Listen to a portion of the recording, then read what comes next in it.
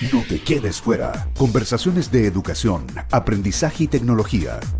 Cada lunes y miércoles a las 15 horas con Nicolás Soto en Tareas de Tecnología. Somos divoxradio.com.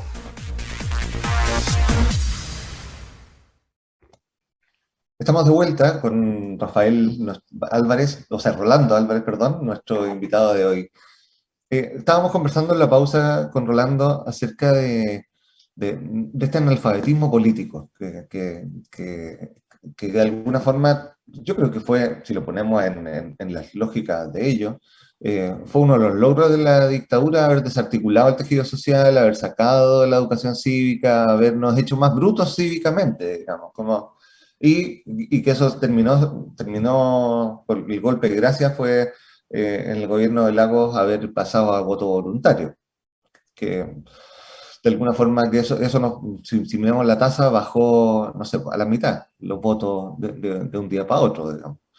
Eh, entonces, mi preocupación ahí tiene que ver con esta mezcla de tecnocracia, participación, ciudadanía, vinculación de la ciudadanía, cuando estamos con una población altamente desinformada, con un prejuicio hacia lo político, hacia lo que significa lo político, que para ellos significa conversaciones de élite, conversaciones de privilegio, y que es bastante transversal este analfabetismo, digamos, no es solamente el que vota por París, y lo conversábamos, también hay analfabetismo político en pensar que cualquier cosa que no sea orden es comunismo, también hay analfabetismo político en pensar que vamos a volver a un periodo dictatorial inquisidor, o sea, hay todos los contextos históricos que no se están leyendo para poder estructurar esto. Entonces, ¿cómo se avanza en esta ciudadanía mejor preparada para ser ciudadana, junto con, al mismo tiempo, integrándose con el aspecto técnico, como que va a poder ponerle la viabilidad al final? Si lo que se busca es que en lo técnico digan, bueno, por aquí estas reformas que queremos se pueden hacer de esta forma, y busquémosle la forma. Sí, mira, es un problema de bien larga data esto de la despolitización, ¿no? Tal vez el principal triunfo que tuvo la dictadura, uno de los principales legados que tuvo, fue lograr proyectar hacia un periodo democrático la idea de que la política y los políticos eran algo nefasto para el país. Me recuerdo, siendo bien joven, estudiante de ciencia media, o menos tal vez, regalaban un libro con los diarios, ¿no? En aquella época, un libro escrito por Pinochet, se supone, se llamaba Política, Politiquería y Demagogia. Demagogia. Era un libro como se repartió gratuito, mucha gente con los discursos de Pinochet a propósito de eso. Y que eran los políticos, los señores políticos, decía Pinochet, los que venían a destruir el país. Y eso después tuvo su proyección en democracia, y tal vez quien fue el principal representante de esa continuidad, de esa lógica de demonizar la política, fue la primera candidatura presidencial de Joaquín Lavín en el año 1999, cuando él dijo, nosotros, yo no soy político, yo vengo a solucionar los problemas de la gente, y para eso yo voy a hacer cosas, ¿no? Inauguró lo que se conoció como el cosismo, ¿no? Entonces yo voy a arreglar, no sé, los canales regadíos, voy a arreglar las calles, y la política para eso no es importante. Entonces, aquí, y se enfrentó justamente contra un candidato que era justamente todo lo contrario, que era Ricardo Lagos, que hablaba de las predicciones del país, de la historia hacia el 2010, de que íbamos a ser un país desarrollado, que era un tribuno al viejo estilo del político del siglo XX, ¿no? Como el gran patriarca, ¿no? Versus una persona que decía, yo me interesa la política y quiero hacer cosas. Eso, Pablo, siento que fue muy exitoso en su momento con Lavín, casi ganó una elección, y que se proyectó después en las décadas siguientes, de alguna u otra manera, el lavinismo, el neolavinismo, esto de ser un tipo que habla por la gente, pero que no habla desde la política. Y eso ha representado triunfos electorales importantes para algunos representantes populares, y cuesta mucho sacarlo de encima, porque creo que es un poco discutible acerca de lo informado o lo desinformado, porque el propio dirigencias políticas han colaborado a que esa denuncia o ese discurso se haga de alguna manera realidad. Porque un factor que no hemos considerado acá en el análisis ha sido los casos de corrupción en donde se han visto involucrados los representantes del sistema político. Hablemos desde la época del Ministerio de Obras Públicas con el ministro Carlos Cruz en adelante, ¿no? El caso Gate, después vino el caso Penta. Entonces todos los sectores políticos se han visto involucrados en casos de corrupción, gran parte del sistema político. Entonces eso también ha hecho que ese discurso cobre visos de realidad, ¿no? Y que pareciera ser que no era solamente un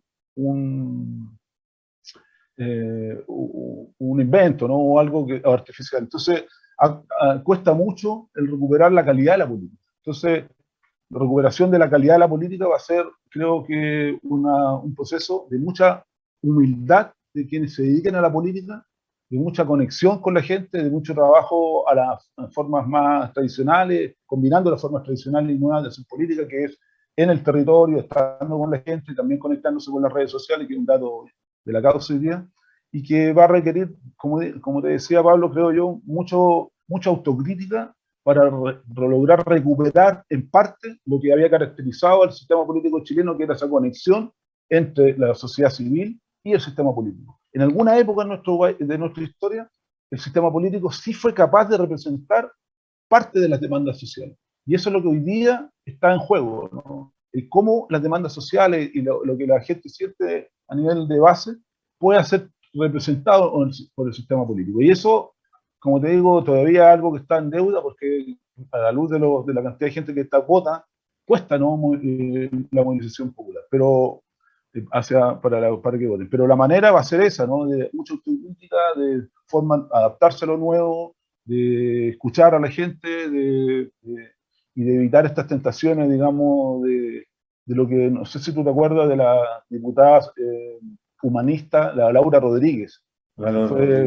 Fue electa diputada en 1989 por el distrito en ese tiempo de la Reina Peñalolén, y ella escribió un libro que es muy interesante, muy temprano. Ella falleció en 91, 92 de un cáncer, no me recuerdo bien el año, y escribió un libro, Pablo, muy interesante, que se llama El virus de altura, que como el dirigente político que había nacido en terreno, empieza a tener chofer, la llevan en auto a Valparaíso, no paga la cuenta, no paga la benzina del auto, tiene secretarios, tiene todo, y ese virus de altura lo va desconectando de la realidad. Eso es lo que la Laura Rodríguez detectó muy tempranamente, a principios de los 90, creo que es lo que nuestros dirigentes políticos tienen que poner ojo.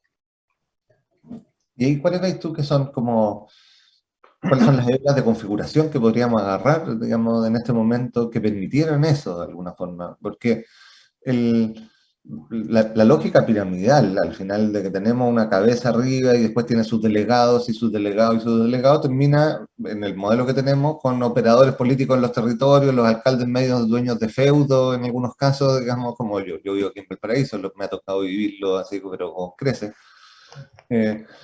Entonces, esos mecanismos, está puesta de alguna forma la expectativa en los procesos que establezca la nueva Constitución, cosa de llevarlo a una cosa más sistémica que solamente a la voluntad de la escucha, la voluntad de la participación.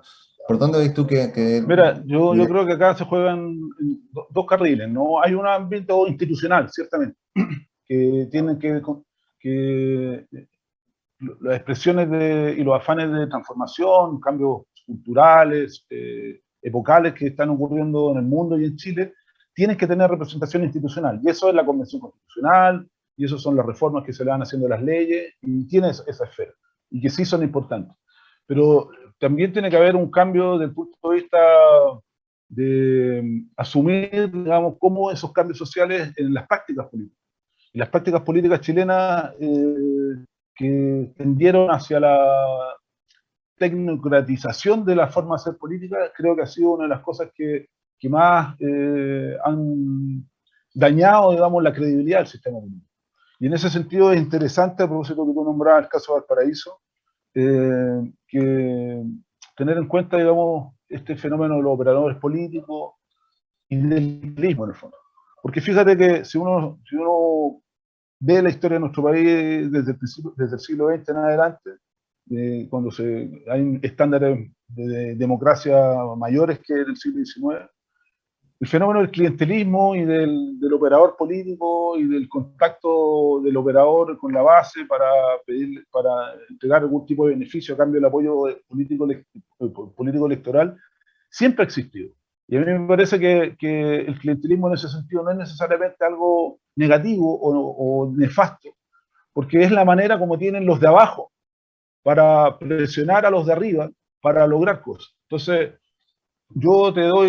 logramos conectarnos, tenemos equipos para camisetas para el equipo de fútbol, tenemos cancha para el equipo del barrio, logramos cosas para la junta de vecinos, formas que son las demandas que vienen desde abajo, las que son canalizadas a través de esta relación a veces clientelar con los alcaldes, con los operadores políticos.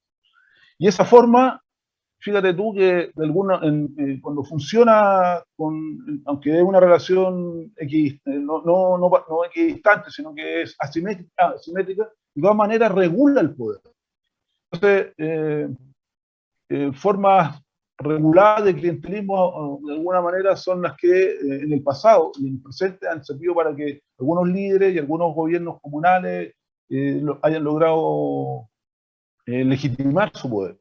Entonces, y nosotros lo trasladamos eso de nivel de escala local a una escala nacional, es más o menos lo que hacen los grupos de presión, ¿no? Los sindicatos, los gremios, las organizaciones sociales, que es presionar a la autoridad, solicitar, y a cambio y normalmente a partir de esa presión se logran y se canalizan proyectos de ley y beneficios. Entonces, ahí hay esquemas y modalidades que hay que pensar, digamos, de funcionamiento, ¿no? El problema es cuando se quiebra esa comunicación. Y al quebrarse, digamos, y no hay comunicación de arriba hacia abajo y abajo hacia arriba, es la que hace que el sistema se vuelva poco representativo y entre en crisis de legitimidad. ¿Y cuáles veis tú ahí que son las palancas existentes en este momento, digamos, que permitan esos procesos de participación? O sea, porque muy probablemente en la nueva constitución salgan nuevas formas de participar, digamos. O sea, efectivamente es algo que está considerado ahí, digamos, estamos viendo los distintos quórums, las distintas formas de plebiscitar y todo eso, pero en el tejido social existente, ¿dónde deberán estar las escuchas puestas en este momento? Digamos? ¿Cuáles son donde están sucediendo estos espacios? Porque cuando decimos el 50% del padrón no votó, bueno, ¿dónde está ese padrón? ¿Dónde está? ¿Alguien lo tiene caracterizado? ¿Sabemos por qué no vota? ¿Está participando de algo? ¿Está preocupado de sí mismo, de poder llegar a fin de mes solamente?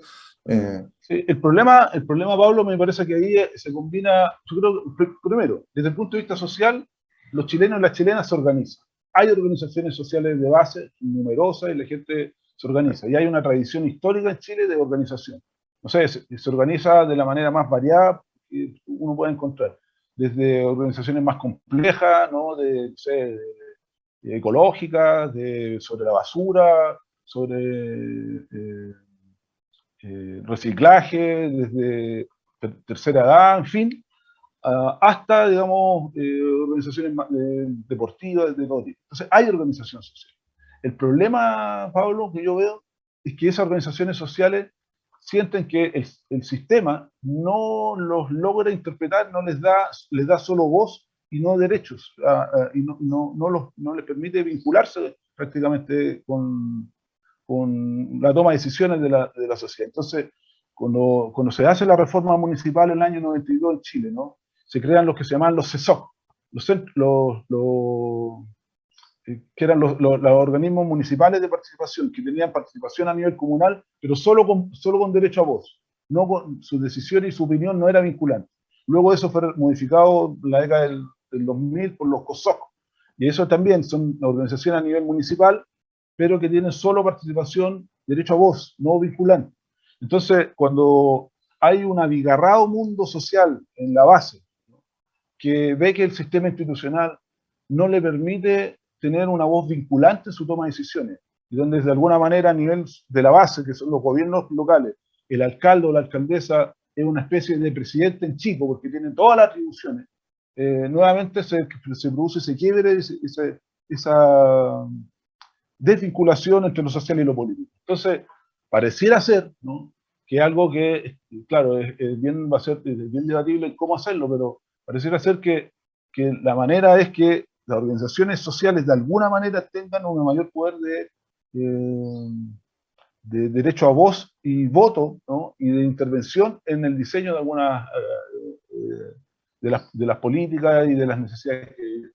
Entonces, lo vemos ahora, no sé, en el caso de Dominga, en los casos de construcciones de obras mayores, de obras públicas de ese tamaño, en que la voz de los actores no ha sido tan encontrada, no ha sido tan escuchada. Y ahora, por ejemplo, se produjo toda una polémica, y eso es bien interesante hacerlo, ¿no?, analizarlo, con la autorización o no de Lollapalooza en el Parque O'Higgins. Ahí hay un caso que me parece que hay que verlo un poco con la distancia, qué resultado tiene eso. Porque la voz oficial fue, pero ¿cómo eso no se va a hacer? Si es un beneficio económico para la comuna, hay plata de por medio. Pero la alcaldesa optó por decir que hay organizaciones, de las organizaciones vecinales, que estaban en contra, y pareciera ser que en este caso se le prestó más oído a las organizaciones comunales, que viven alrededor del Parque O'Higgins, que medidas tales como, no sé, la inversión que iba a haber, el impacto que hay, el que Chile se conecta con el mundo. Tuvo dos mundos que se enfrentaron ahí en torno a lo de Lollapalooza, que es interesante. Vamos a ver si fue al final algo que para la alcaldesa de Santiago fue un punto a su favor o un punto en contra. Rolando, estamos ya llegando al final de la entrevista.